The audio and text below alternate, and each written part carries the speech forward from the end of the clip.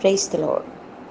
இன்றைய தியானத்திற்கென்று நான் எடுத்துக்கொண்ட வேத பகுதி 2 கொரிந்தியர் 2ஆம் அதிகாரம் 14ஆம் வசனம். கிறிஸ்துவுக்குள் எப்பொழுதும் எங்களை வெற்றி சிறக்க பண்ணி எல்லா இடங்களிலேயும் எங்களை கொண்டு அவரை அறிகிற அறிவின் வாசனையை வெளிப்படுத்துகிற தேவனுக்கு ஸ்தோத்திரம். இதுக்கு ஒரு கதை சொல்லலாமா?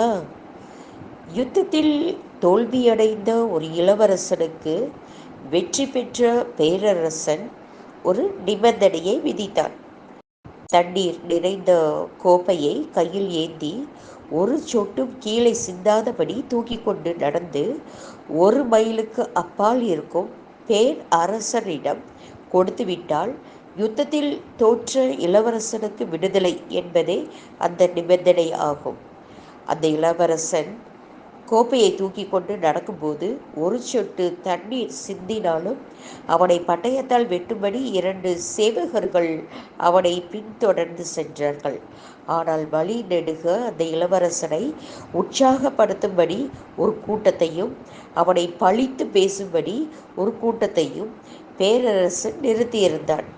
ஆனால் இளவரசனோ வலதுபுறமோ இடதுபுறமோ பார்க்காமல் கோப்பையிலேயே தனது முழு கவனத்தையும் வைத்து முடிவிலே விடுதலையை சம்பாதித்து கொண்டான்.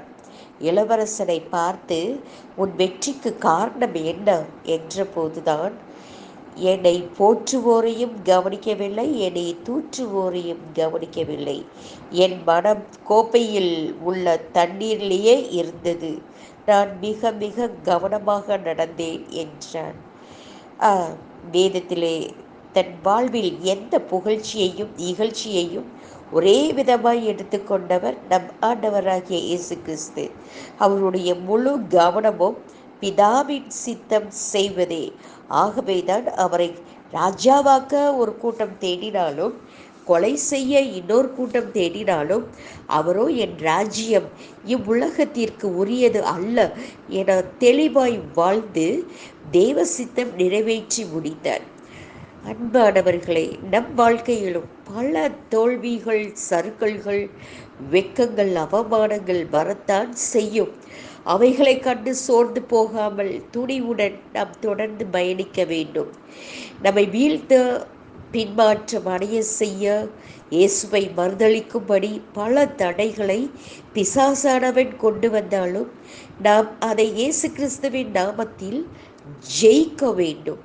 நம் கவனம் முழுவதும் நான் இயேசுவின் பிள்ளை, நான் இயேசுவின் இரத்தத்தால் கழுவப்பட்டவள் என்ற எண்ணத்தோடு யாருடைய ஏளனத்தையும் பரியாசத்தையும் கவனிக்காமல் நம் முழு கவனமும் சிலுவையில் வெற்றி சிறந்த இயேசு கிறிஸ்துவின் மேலேயே இருக்கட்டும். இயேசுவை முன்வையுங்கள், ஜெயம் உங்களுக்குத்தான். ஆமேன், ஆமேன். ஜெபம். இயேசப்பா, உங்களுடைய வழியில் உங்களை பின்பற்றி உங்களை போலவே வாழ்கிறதுக்கு கிருபை கொடுங்க, வழி நடத்துங்க. எல்லா துதிகர மகிமையாவை உமக்கு மாத்திரமே செலுத்துகிறேன். என் இயேசுவின் நாமத்தில் எங்கள் ஜெபங்கள் பிதாவே. ஆமேன், ஆமேன்.